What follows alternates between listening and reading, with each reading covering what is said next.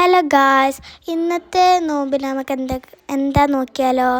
സേമി പഴം ഇതേപോലെ നമ്മൾ മുറിച്ചെടുക്കണം. ഇനി ഇതിലേക്ക് ആവശ്യമുള്ളത് 3 എഗ്ഗാണ്, 1/2 ടീസ്പൂൺ ഏലക്കപ്പൊടിയും 3 ടേബിൾ സ്പൂൺ ഷുഗറും.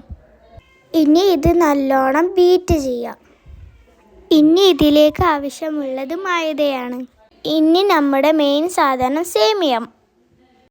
ഇനി നമ്മൾ പഴം എടുക്കുക, മൈദയിൽ മുക്കുക, പിന്നെ എഗ്ഗിൽ മുക്കുക, പിന്നെ സേമിയത്തിൽ ഒന്ന് കവർ ചെയ്തെടുക്കുക.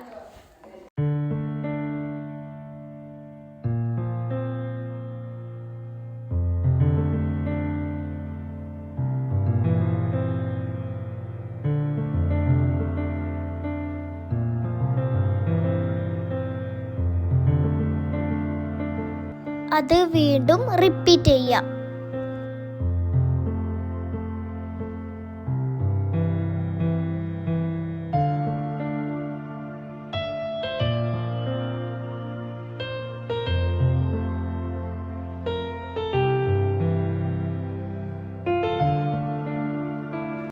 ഇനി ഒരു പാനിൽ ഓയിൽ ഒഴിച്ച് ചൂടാക്കുക.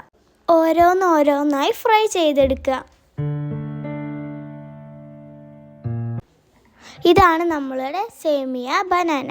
അപ്പം എല്ലാവർക്കും ഇഷ്ടപ്പെട്ടാൽ ലൈക്ക് ചെയ്യുക, ഷെയർ ചെയ്യുക.